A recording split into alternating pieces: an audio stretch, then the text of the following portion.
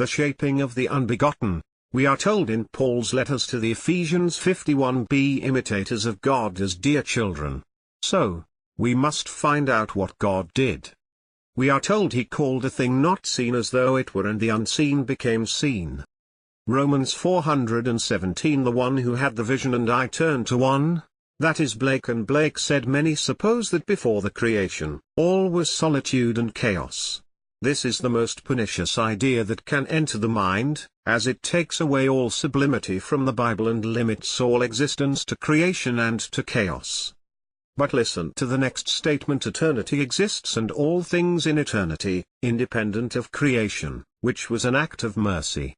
No scientist today believes that. They think we came out of chaos. They think the whole thing began to evolve out of something that wasn't. And here one with vision tells us eternity exists, and all things in eternity, independent of creation, which creative act was a merciful act. Now what does he mean by it? Well, I have had a vision and I know that Blake is telling the truth, so I am telling the truth based upon my vision. Everything in this world is forever.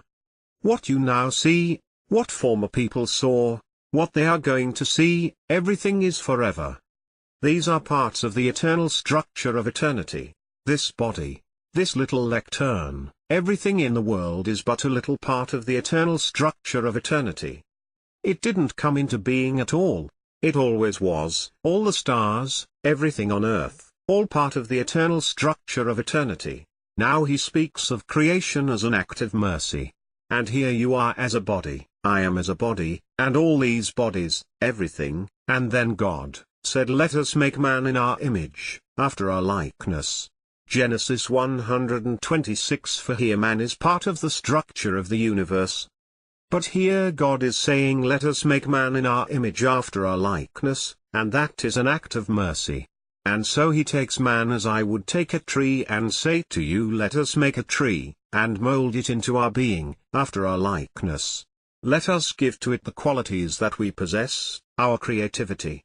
It can't create in itself, it is simply the universe, and it's all part of the structure. The whole vast world is simply the universe, and it's all part of the structure. And God is shaping himself now. God, the UNBEGOTTEN, is begetting himself. And so he begets himself in me, he begets himself in you. When he completes the act of begetting himself in us, we are God. We are that which could now use the same structure to beget anything that we can conceive of. So God takes man, part of the eternal structure of the universe, and begets himself in man, and when he begets himself in man, the state begotten is the one who begot it. God and man, or the thing that came out of man by God's act, are God. Now, I am told let the individual imitate God as a dear child. I am told everything is. Eternity exists, and all things in eternity, independent of creation. Now I am going to create. God was the creator. It all exists independent of creation. So how would I do it? I can't think of anything then that doesn't exist. I think of you in unnumbered states of mind, when you like me, dislike me, you're sympathetic, unsympathetic. I can think of you in unnumbered ways. But I want to create something now. I want to create something that is lovely for myself, so I bring you into my mind's eye, and I bring another in my mind's eye, and then I have in my imagination a little party, say a cocktail party, a tea, a dinner, and I control the imagery that I have brought into my mind, for all exists in eternity. But I bring you without your knowledge, without your consent. Then I control the entire moment of time. Make it a minute, or 5 minutes, any time, not too long, I control it. But I so arrange the imagery that it implies something other than what it was prior to the arrangement. I bring you all into my mind's eye and I allow you to hear something that is taking place. I allow you to see me as you would see me, were things as I desire them to be, and so I am begetting something. I am actually shaping myself, the unformed, upon the formed. For all things in this world are already part of the structure of eternity, every being. So I bring a being, it is part of the structure. I bring another being, it's a man, another being, It's a woman, and I so arrange them in my mind's eye that when I put them into that form, they see me as they would see me were my dream realized. It's my dream I am begetting, but I am begetting on the structure of the universe that which did not exist before. So you and I as living souls did not exist, but the structure, this garment, always existed. These garments existed, everything in the world existed, but we, living souls, did not, and God begot us just like himself to become a creative being just as he is. You take the same structure and then create and create and create.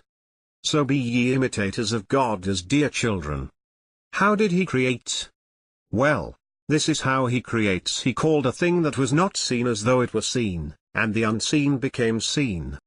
Romans 4:17. That's how he does it. Let me go back and re-quote the brilliant Blake. And may I tell you, I can't read anyone in this world that I would put even near him. I go back into the Bible. Yes, he's equal to all the great prophets of the Bible. He brought it into our tongue today so we can grasp and understand it.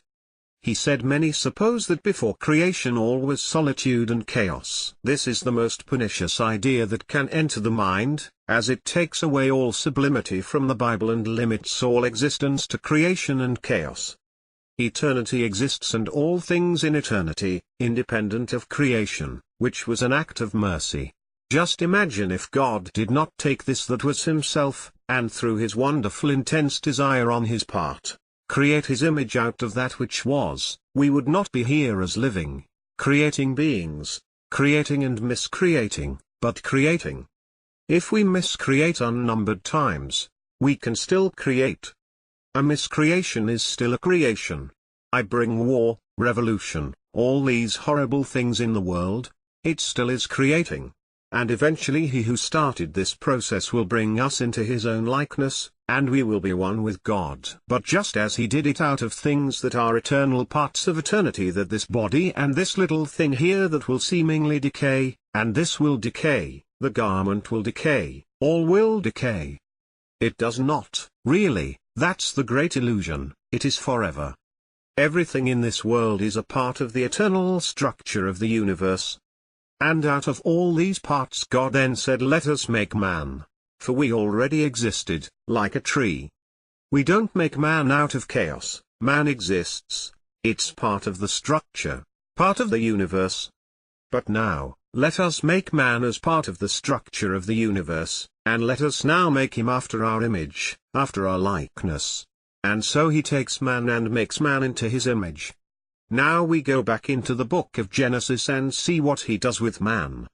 A word used in the book is the tree of life, where man in some strange way is expelled, because he may eat of the tree of life before he's prepared. Well, if you have a concordance, I have James Strong's concordance. The word tree is defined as the spine, backbone, the carpenter, the gallows. Who is hanging on the gallows? It is called the gallows. This word, the tree, is the gallows, it's the spine, the backbone, the carpenter, in other words, the builder, the potter, the creator. There he hangs upon the tree. Well, the tree is the spine, it is the backbone.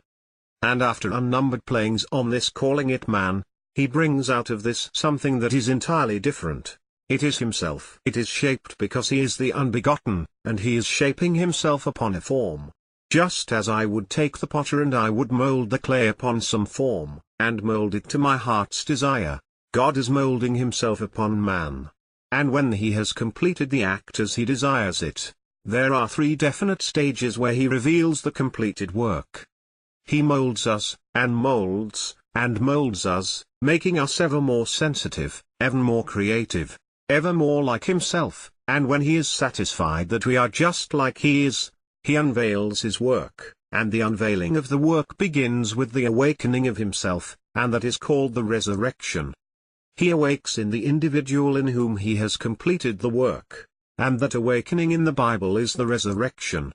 Then, after the resurrection, he goes through an act like a birth, and he is born from above, and he is self-begotten, because the individual who is born cannot conceive of being sired by anyone other than himself.